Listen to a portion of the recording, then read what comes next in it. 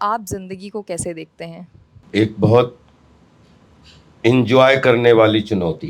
जंगल हमारी ज़िंदगी है और मुझे लगता है पिछले जन्म में मैं 100% जंगली ही होऊंगा। मगर एक फिल्म आपकी जो लेडीज टेलर थी उसमें तिल का आइडिया कैसा था? बड़ा गंदा आइडिया था वो। दो ही तरीके हैं, या तो जिंदा बन के जी लो या मुर्दा बन के जी लो।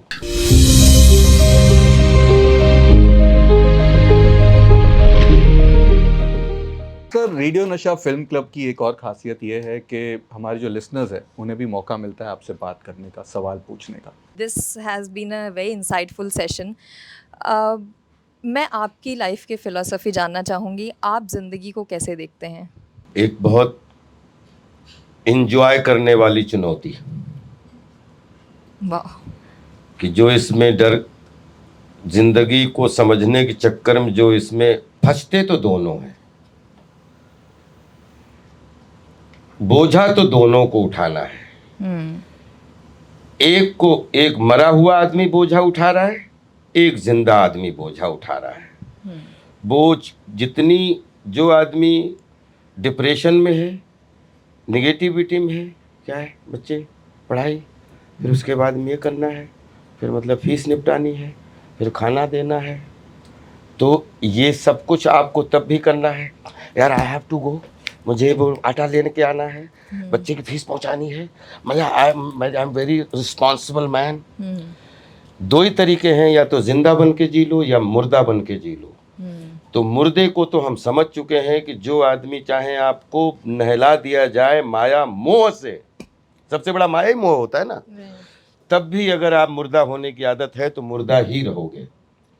और अगर आपको माया मोह से हजारों किलोमीटर दूर खड़ा कर दिया जाए, जहां पे आवाज भी आपकी सुनाई ना दे, और अगर आपके पास में जिंदा होने की ताकत है, पॉजिटिविटी है, तो विश्वास करिए कि कहीं न कहीं से चिड़िया आपका साथ दे के आपको मंजिल तक पहुंचा देगी। एक हफ्ते पहले केबीसी शुरू हुआ था और बांद्रा के गेयटी थिएटर में जंगल हाउसफुल थी, और बैक टू बैक 2 बार देखने का रीज़न वही था कि विजय राज चल के आ रहे और आपका जो वॉक था, सो दिव्या सर ने उनका बहुत अमेजिंग जिक्र किया था। और मुझे लगता है कि जंगल का वो कैरेक्टर इनफैक्ट एनिमल के साथ कंपेयर किए जाना, वो सच में 24 सालों के बाद भी मुझे लगता है कि वो अभी भी बहुत मायने रखता है एक एक्टर। मतलब जब मैंने अभी भी मेरे दोस्त के साथ भी जिक्र किया था, तो अभी भी आपके जहन में वो आता है कि जंगल जैसा कैरेक्टर, भले ही वो एक सीन के लिए क्यों ना हो, वो आपको कभी करने का मौका मिले।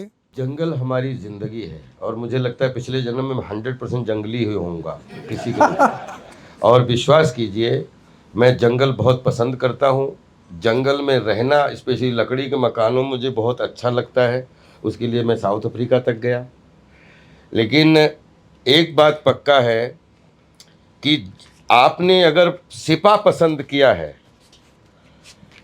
1 साल लगे या 1.5 साल लगे, एक कैरेक्टर जंगल को समर्पित करना चाहता हूँ, वो फिल्म है मावान। तो उसकी तैयारी कर रहा हूँ, और सिपा के बाद में सच में अगर जिस दिन मावान जी लिया तो मुझे लगेगा कि ये कैरेक्टर अब पूरे हो गए, एक इस पटरी का, एक उस पटरी का। तो एक आपको ज़रूर कोशिश कर रहा हूँ कि वो कोरोना में थोड़ा सा सब शेड्यूल आगे पीछे हो गए, मैं भी अभी बहुत बिज़ी हूँ, लेकिन मावान हमारी फिल्म जो है, जिसको हम लोगों ने 2-3 साल प्रॉपर लिख के और प्रॉपर वो, क्योंकि फिर वो हमारे डायरेक्टर साहब नहीं रहे कोरोना में, लेकिन उनको श्रद्धांजलि देने के लिए और उस कैरेक्टर को जीने के लिए हम बिल्कुल रात दिन प्रयासरत हैं, और बहुत जल्दी आपके सामने मावान जो है सामने रख पाएंगे।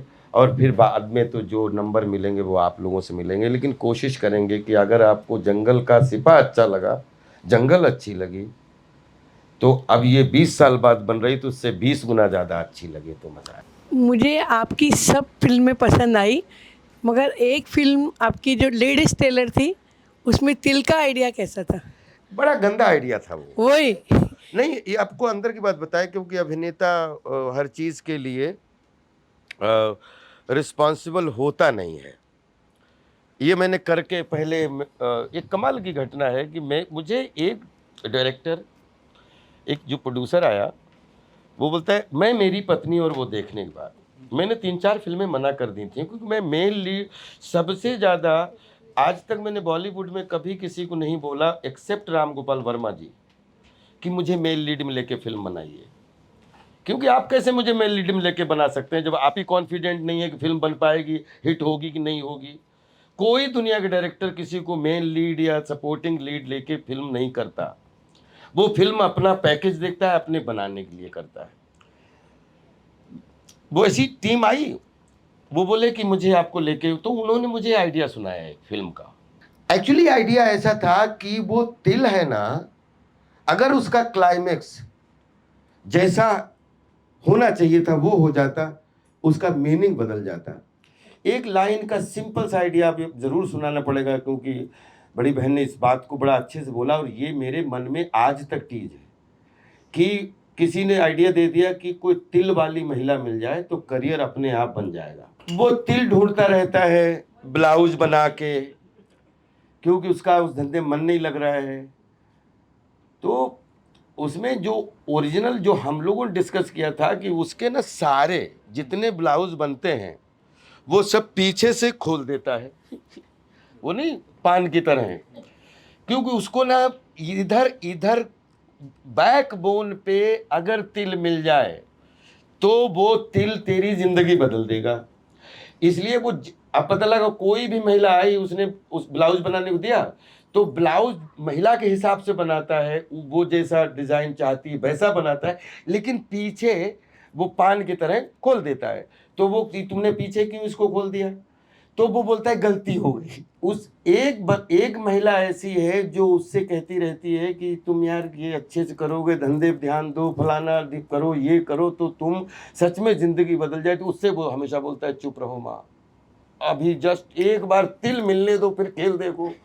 और पता लगता है at the end of the day एक बार मदर बीमार होती है और ये मदर जो है पूरी तरीके से बुखार में और बिल्कुल लास्ट में, और वो मदर को वो गर्म कपड़े से लेके जब वो नहीं उसकी सिकाई करता है और पीठ पे तिल दिखता है मदर की, और वे बोल रहा है ये 20 साल से माँ जो है लगातार बोल रही ये काम करो तो ठीक हो जाओगे। तो तिल तो अपने घर में था, और जिसको अपन हर बार मना कि मम्मी चुप रहो बस जरा 6 महीने गेम बचा है, जहाँ तिल ढूंढ रहे थे, मतलब जहाँ पे आप अपने जीवन का रोटी कपड़ा मकान धन दौलत इज्जत खोज रहे थे, वो आपके घर में जिसने आपको जन्म दिया वो उसकी पीठ पे ही तिल है, लेकिन हम तिल इनमें देख रहे थे। ये उसका आइडिया था, लेकिन वो आइडिया बनते बनते वो ऐसा हुआ कि और अच्छा कमाल है कि वो फिल्म देखी सबने, लेकिन वो फिल्म का मेरे हिसाब से जो एंडिंग थी, खैर वो, लेकिन मेरे हिसाब से ये था कि घर में जो आपको रोशनी देने वाली आपकी माँ है उसकी अगर बात सुन लोगे तो हर प्रोग्रेस का तिल आपके घर में रहता है। इस जगह के बारे में भी बात करेंगे। नुसारा है जी। रेमी guest line has been our partners, जी। कैसी लगी ये जगह सर? बहुत अच्छी, और मैं इस होटल में तो कई बार आया हूँ, कई बार मीटिंग करने आया हूँ गेस्ट लाइन में, लेकिन इस तरीके का एटमॉस्फेयर फर्स्ट टाइम हमने देखा है।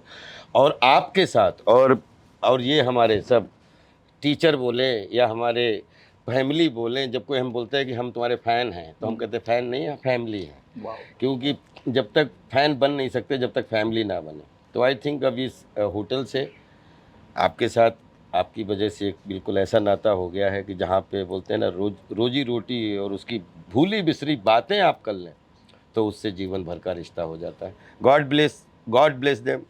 खूब आप स्वस्थ रहिए, और जितना आपका इससे फ़ायदा हुआ हो इस प्लेस से, मेरी तरफ से मैं 1 0 और लगाता हूँ कि सब कुछ 10 गुने में बदल जाए। वाह। Radio Nasha.